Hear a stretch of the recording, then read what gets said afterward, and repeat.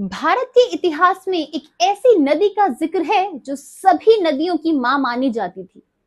एक ऐसी नदी जो बहुत महान थी लेकिन आज कहीं भी नजर नहीं आती है।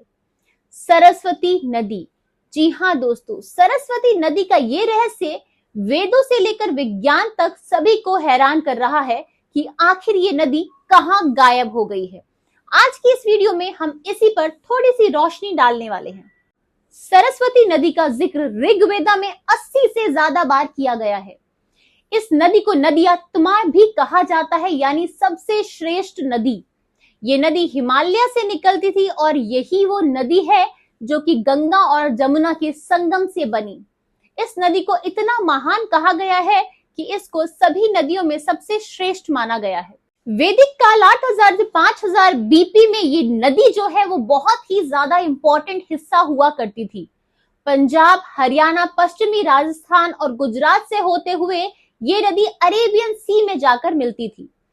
कहते हैं कि इसी नदी के किनारे इंडस वैली सिविलाइजेशन का भी भरण पोषण हुआ, यानी इस नदी ने वहां पर इंडस वैली सिविलाइजेशन को भी पाला पोसा है। लेकिन आज की तारीख में ये नदी कहीं भी दिखाई नहीं देती है। जियोलॉजिकल साइंस और प्राचीन लेखों से पता चलता है कि सरस्वती नदी का अस्तित्व तो 100% था।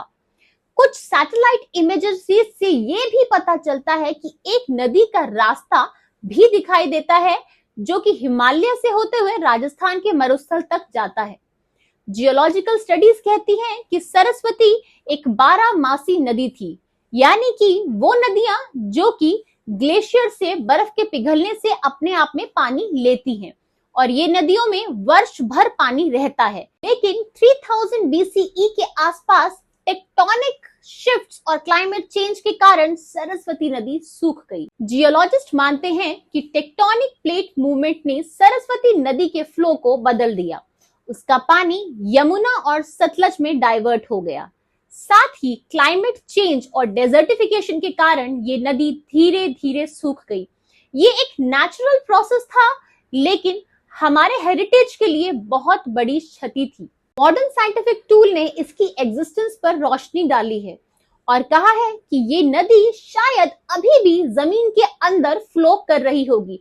कुछ माउंटेन्स के नीचे और थार डेजर्ट के नीचे अभी भी इसका एग्जिस्टेंस है और यहाँ पर शायद वो अभी भी फ्लो कर रही होगी। आज भी इस नदी के अस्तित्व पर रिसर्च जारी है।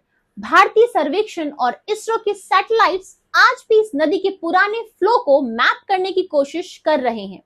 प्राचीन सरस्वती नदी का मरुस्थल के बीचों बीच से गुजरता हुआ पाथ सिर्फ एक एकेडमिक रिसर्च का विषय ही नहीं है, लेकिन ये राजस्थान और गुजरात के उन सूखे हुए इलाकों के लिए एक महत्वपूर्ण पानी का सोर्स होने का संकेत भी है।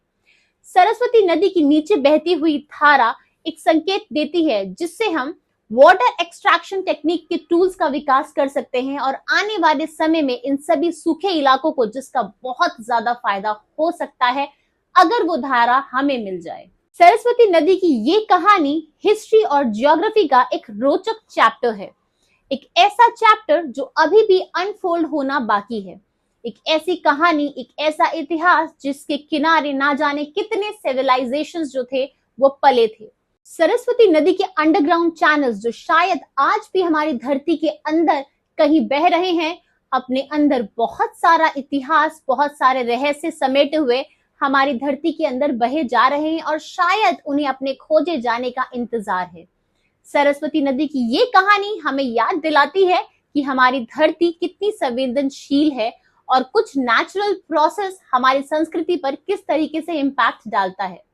हमें यकीन है एक ना एक दिन हम सरस्वती नदी को दोबारा से खोज निकालेंगे, लेकिन तब तक के लिए हमें इंतजार ही करना होगा। आज की ये वीडियो अगर आपको अच्छी लगी है तो please like, share and comment end of course subscribe my channel. Thank you.